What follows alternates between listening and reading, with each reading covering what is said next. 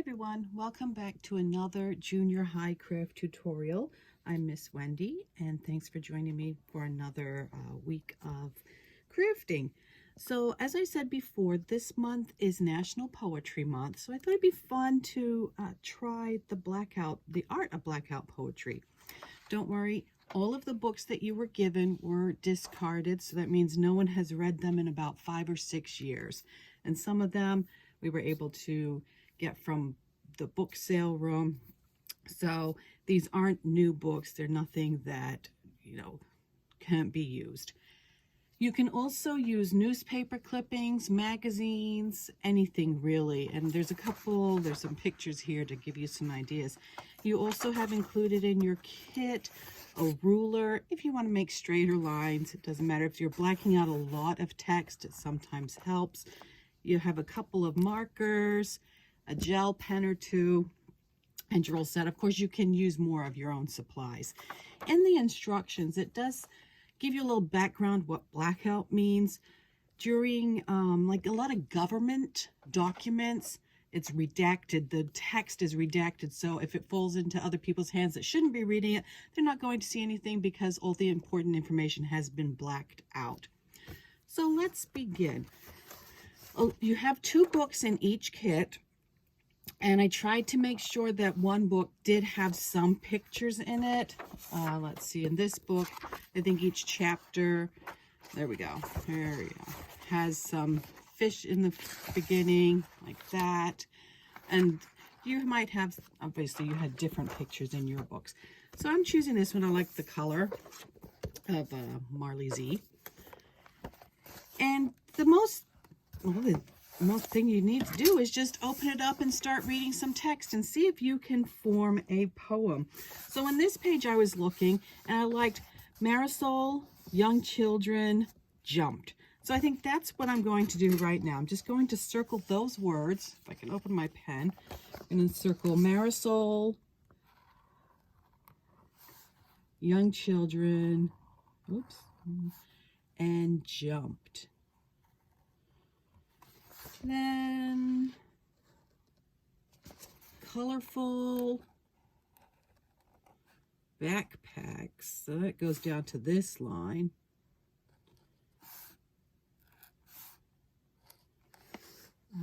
Let's see, colorful backpacks up here. Let's see what else. Maybe slaps. That's enough. Doesn't have to be a long one. So I think we'll just leave it at that for now. So I have my words circled, and that means there's going to be a lot of redacting, blacking out. So it doesn't have to be even. You can just go like this.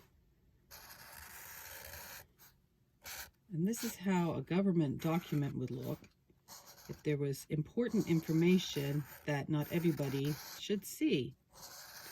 And sometimes, back during World War I, World War II, when the people overseas would write home to their loved ones, their letters might appear this way because they weren't allowed to give out any information where they were, what was happening. They could be nurses. They didn't want people, if the letter fell into people on the other side of the war, if they fell into their hands, of course they wouldn't want them to know what was going on. So that's enough. I'm just going to do it there. And of course, I would continue down the whole page. So since it's talking about color, you want to add some color to it, you can actually add your own graphics. So I'm just going to see if I can draw like a little rainbow here. I don't have all the colors of the rainbow. I've just got a few here. Obviously, it's not going to be in order.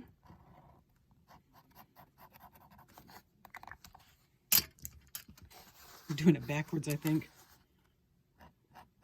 Yeah, it's a backwards rainbow. And of course, you could do little balloons up in the air,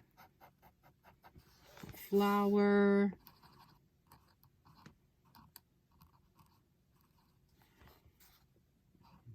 not a green stem, put a pink stem out there. And that's basically as easy as it is. So you're just making a poem out of your text on there. Another one I did, I already blacked out some. A woman in a long blue African-style dress hummed contentedly, musical instruments leaning against the chair. So then I just put a few musical notes.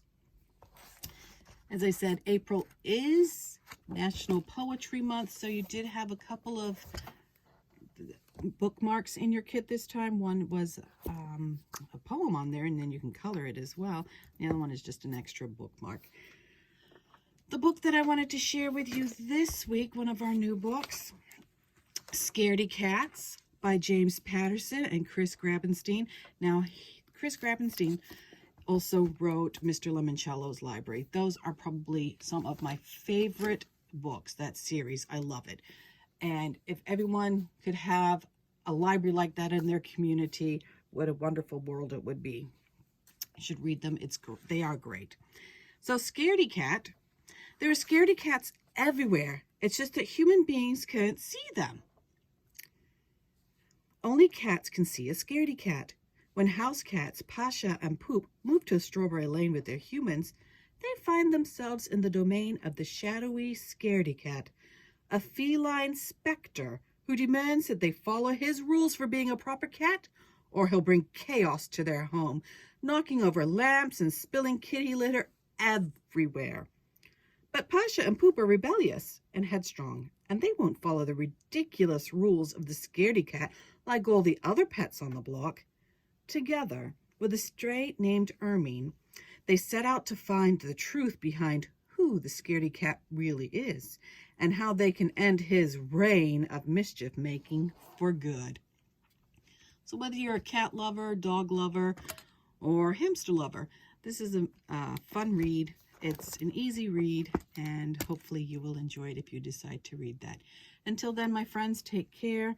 Hopefully you can get out and enjoy the weather. The weather's definitely turning because it is spring and we're getting some sunshine now. And I'll see you next week. Bye-bye.